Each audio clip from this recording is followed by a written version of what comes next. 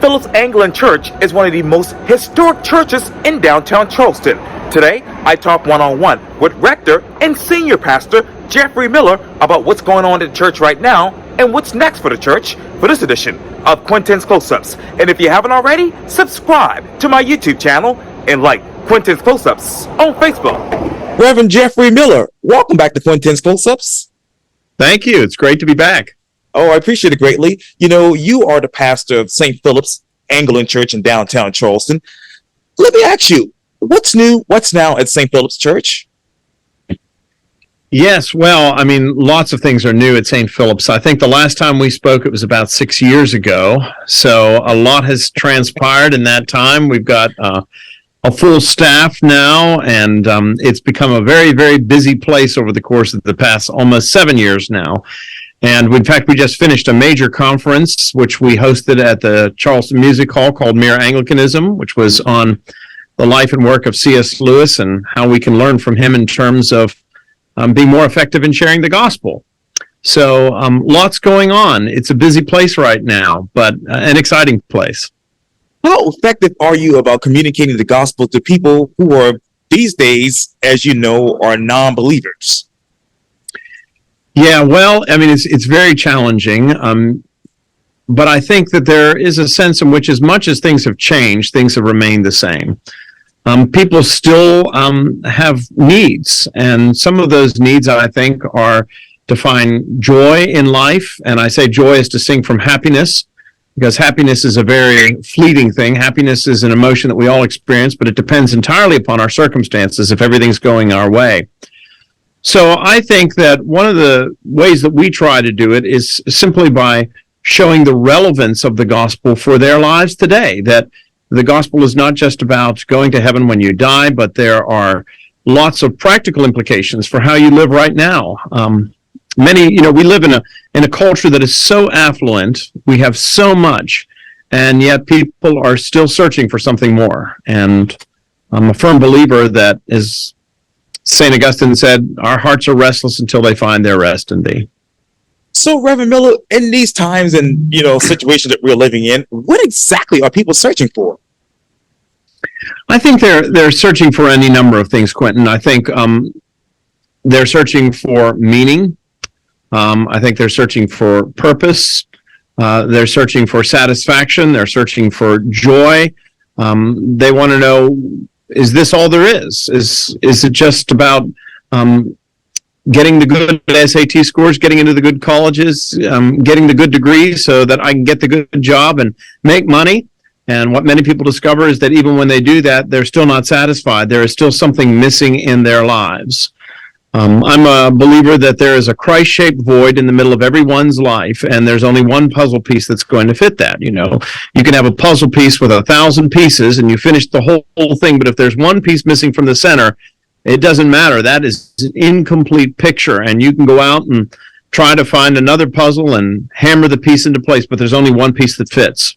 And I believe that God created us to be in fellowship with Him, and until we are, we're not perfectly satisfied. And what is that fellowship among many of your worshipers right now? So repeat that again. Let me. Oh yes, so sir. I can be clear. Oh yes, sir. And what is the state of fellowship as you know it today? Yeah, I mean, I think at St. Philip's it's really very good. I think cats are created to be solitary creatures, but human beings were created to be in community. I think that's one of the things that the pandemic really taught us, is that we have so missed being with each other. And so we have made fellowship a priority here at St. Philip's. It's interesting when you go back and you read the book of Acts and you see what characterized the life of the early believers. There were a number of things. They devoted themselves to the apostles' teaching, to the breaking of bread, to fellowship, and to prayers. And so we try to concentrate on all of those areas, but fellowship is an important one. We, again, don't do well when we're isolated one from another. And I think that's one of the great challenges of the pandemic. And I think people have come back here, at least at St. Philip's, very eager to be in community with each other. So what are those long-term ramifications because of the pandemic for your church, Reverend Miller? Yeah. Well, I think, for us at least, the pandemic was a challenge, as it was for everybody. But we have actually been very blessed. God has blessed us. We've had lots of people coming to church. Attendance is up. One of the things that I never thought would happen to me was that I would turn out to be a televangelist in the end. That's not something I anticipated, but like so many other people, we've had to go to live streaming and that sort of thing. And what we discovered was that we were having people that were, watching our services, participating in our services from not only across the country, but indeed across the globe. We have people every week that tune in from England. We have one lady that tunes in from China, as a matter of fact, whenever she can get the broadcast. Doesn't always come through, but when she can, she tunes in. So, that's one of the blessings that has come out of the pandemic. That's a two-way street. It's a double-edged sword in the sense that it can become a bad habit just to stay at home and in your pajamas and not participate in the fellowship or in the community of the church.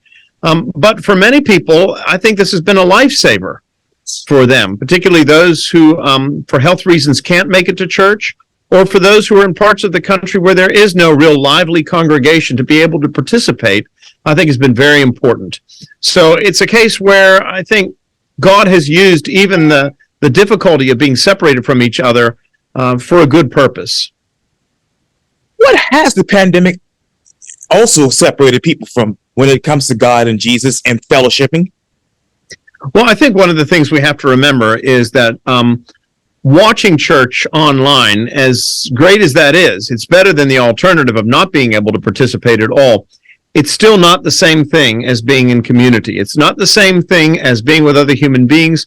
You can't take, for example, the sacraments. You can't baptize or take Holy Communion from a distance like that. And the sacraments are gifts from God to the church, to us. And so those are things that people miss out otherwise. So certainly I think that that's one of the challenges that the pandemic presented to us. But one of the things it also reminded us of is how much we really need each other, how much we really need to be in community and in fellowship with each other. Well, that brings me to my next question, Reverend Miller. How are you meeting the needs of the St. Philip community while establishing a strong sense of community with them and others? Yeah, well, I think one of the things is that, the church can never be isolated. It's not just about our congregation. If it's just about you, then you cease to be the church and you become a chapel. It's a nice little place where people come on Sunday and have their own spiritual needs met. But that's not the picture of the church that you find in the New Testament. The church in the New Testament is a church that exists by mission in the same way that a fire exists by burning. And so what we try to do is, yes, we try to provide lively fellowship here so that people want to come and be a part of this community. But our real goal is to equip them to go back out into the world and be effective witnesses for Jesus Christ. The church should always be striving to grow in the context of the gospel. How are you guys growing locally? Well, the Lord's blessed us. We've had, as I said, a great 6 years. I can't take credit for it. We have an extraordinary team. But the bottom line is the Lord is, blessing the ministry that's taking place here. So we are growing and expanding our ministries. I mentioned the Mere Anglicanism Conference. We've expanded our mission opportunities to various parts of the world. So it's a very exciting time to be at St. Philip's, and an exciting time, challenging time to be a Christian. But the only difference really between a disaster and an opportunity is a matter of attitude. So what is St. Philip's attitude in the midst of all what's going on in the world today? Well, I think, you look at the world and there are lots of reasons to be concerned, lots of reasons to be anxious. And I think we do live in a very anxious society. I think there are lots of reasons for people to be discouraged, frustrated, angry. But as Christians, we are hopeful people. We know how this story ends. And so I think that what we should be as Christians is joyful, hopeful people. That doesn't mean that there aren't difficulties and challenges ahead, but it does mean that we know that in the end, God wins. And so we can be hopeful people. And I think that if a Christian is not a joyful individual, then something's really wrong. I think joy is a fruit of the Spirit, And if the Holy Spirit is present in a person's life or in the life of a particular congregation, then joy is just one of those things that characterize that corporate life. And how do you characterize the church life? I mean, ours is as I said, we sort of devote ourselves to those four things that you see in the New Testament in the book of Acts. The apostles' teaching. So here at St. Philip's, preaching and teaching is a real priority. I've got a good team of clergy. We all have an opportunity to preach from the pulpit on Sunday. We all have an opportunity to teach in one capacity or another. So teaching and preaching is a big priority. One of my great heroes is a man by the name of John Stott. He was a priest in the Church of England and a great Bible teacher. And one of the things that he said is that what the church needs most are preachers and teachers. But especially, he said, preachers who teach. And we have certainly made that a priority here, to proclaim the good news and to do in-depth Bible teaching. So we devote ourselves to the apostles' teaching, to the breaking of bread. Worship is a priority around here. It's the most important thing that we do on Sunday. And we try to make our worship services God-glorifying and edifying to the congregation. They're upbeat, they're exciting. We expect that God is going to work, act, and speak in a worship service. So we devote ourselves to the apostle teaching, to worship, the breaking of bread, Holy Communion almost every Sunday. To fellowship, we have those moments where we come together just to enjoy each other's company, to build each other up, especially in times of difficulty, to encourage one another. And to prayer. We are a prayerful people. We are trying to seek God's will, see where He's leading us. We don't ever want to become stagnant. We always want to be reaching out into the world. And how are you reaching out into the world locally? Well, we have a number of missions that we support. We support the Star Gospel Mission. We support Water Mission International. We support the Low Country Pregnancy Center. Any number of ministries here in the local community we support. And so we've got a number of those. Yes, sir. A large portion of our mission budget goes to help those ministries. And our people, it's not just a matter of writing checks. Many of our congregation are engaged actively in those ministries. They certainly are. I know a lot of those members down there. But let me go back, Reverend, because you talked about preachers and teachers. Obviously, that helps a lot with your ministry. But where do you draw the line between preachers and teachers? Well, I'm not entirely sure that there's a strong distinction between those two. The way I would put it is this. It's sometimes been described that in the New Testament there are two types of material. There's what is known, and these are Greek terms. You have to forgive the preacher's showing off his knowledge here. But one word is kerygma. It means proclamation. And the other word is didache. It means instruction. And I think both of those are essential.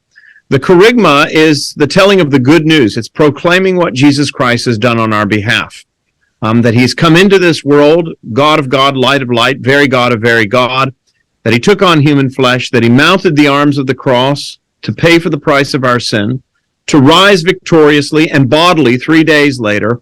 And then to empower us to go out and share the good news with the world. So it is, on Sunday, it is the public placarding of Christ. It is proclaiming Jesus Christ, crucified, risen, ascended, and coming again. Yes. And that's the proclamation, the good news. It's all about Jesus Christ. Yes, absolutely. The other days of the week, we do a lot of teaching around here. And that is now, what are the implications of that for your life and for mine? Jesus has done this. What does that mean for our lives? How now shall we live?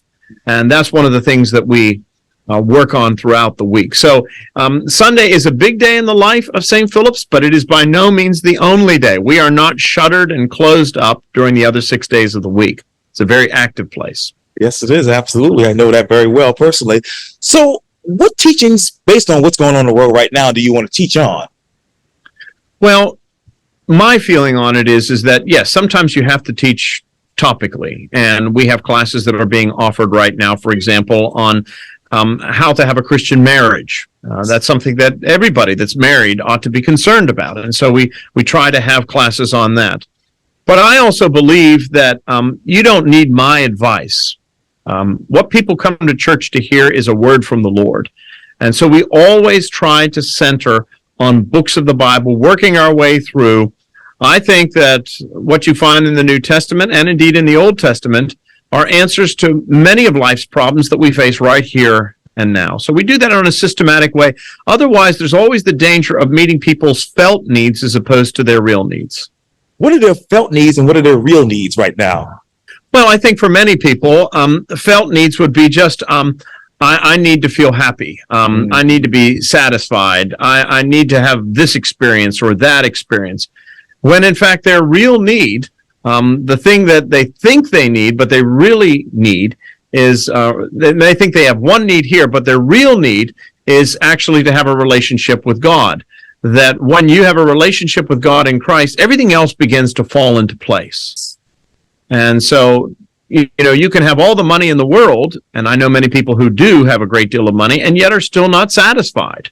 They have a family, a loving spouse, children, and still they're not satisfied. They have a successful career, but they still sense that there's something missing in their lives. And yet, on the other hand, you may not have anything the world says is necessary for happiness or success, and yet you have this deep and abiding fellowship with God, your Creator, in Jesus Christ, and all of these other things, well, they pale in comparison. Absolutely, absolutely. And what are those other things that you're seeing that people are really seeking out for happiness that they should be seeking God for? Well, I mean, I think that certainly they're looking for satisfaction. They're looking for fellowship. I think they are looking for they long for these things. The problem is not so much them wondering, what do I need? The problem with them is finding out where they can attain this, where they can acquire this. I think many people, for example, are longing for real community. I think they're looking for authentic relationships. Sure. I think they're looking for genuine love. And when I say genuine love, I mean that kind of a relationship in which you are fully known with all of your faults, all of your blemishes, all of your warts and so forth, and yet you are loved in spite of all of that. I think that's one of the great fears that we have as human beings, is that if anybody really knows what I'm really like or what I'm really thinking or what's really going on in my mind or my heart, they're going to think less of me. Well, the wonderful thing about a relationship with God is that He knows everything. We have a wonderful prayer that we begin our worship service with. It goes like this: Almighty God, unto whom all hearts are open, all desires known, and from whom no secrets are hid. Well, that's a wonderful thing to know, that God knows everything about you. He knows every secret of your heart.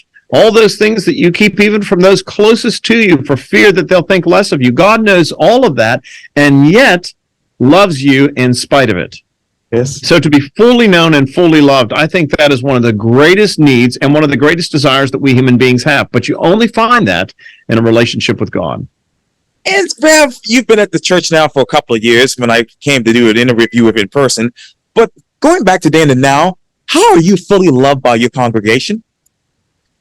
I don't know. You'd have to ask them. I think that one of the problems we face as human beings is that we never quite know how we're perceived. We're not always self-aware.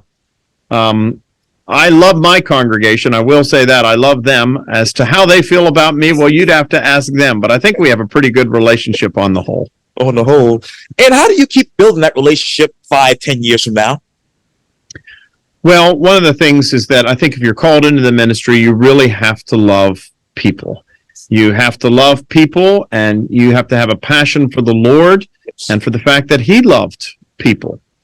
And so I want to keep engaged in the life of my congregation. It's one of the reasons why, I don't specialize in any specific area. Now, I do most of the teaching, the lion's share of the teaching in the life of the congregation, because as the rector or the senior pastor, I think that's part of my responsibility.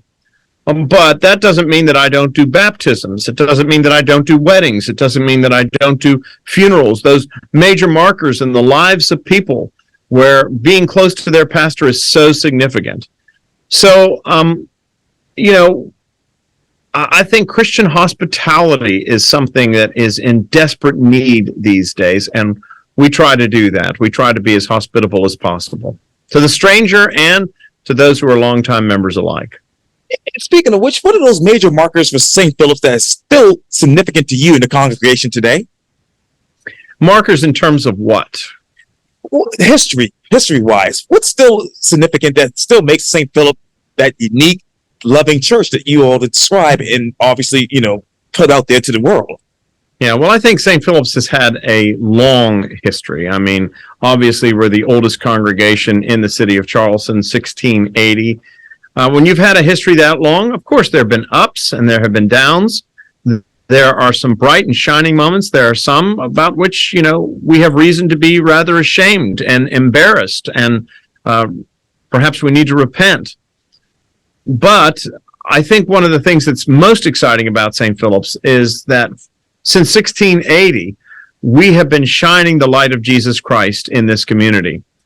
I don't know if I pointed out to you when we first interviewed almost 6 years ago, or maybe 7 years ago now, that St. Philip's at one point in its history was a physical lighthouse. We were the largest point on the peninsula, and a light was placed up in the steeple that allowed ships to find their way safely along what was known as the St. Philip's Reach to port, to harbor. Well, I'd like to think that that's what we are spiritually, that St. Philip's is continuing to shine the light of Christ into this community and beyond, so that people who are lost or confused or searching can find their way home safely to the one who is the shepherd of their souls, Jesus Christ. Yes, indeed. And he's the only way to heaven, and God, Amen. Of course. But what else do you all, as far as the St. Philip's community, wants to shine a light on next from a biblical standpoint? Well, we're looking at lots of different things right now. We're praying about the possibility of mission churches. We're certainly supporting our diocese and our fellow believers who are Anglicans here in the Diocese of South Carolina. We're trying to support them and assist them in many ways. We're looking at all kinds of things, some of which I don't want to go public with just yet because the congregation doesn't know about them yet. And I'd hate for the big reveal to come on Quintin's close-ups. They probably need to hear that from me in a different kind of forum. Sure. You're exactly right. Well, Rev, I know you have to run, but thank you so much for your time here on Quintin's Close-Ups, and I'll see you again on the streets of Charleston when I get back downtown. Quintin, it's always a pleasure. God bless you, brother. Likewise.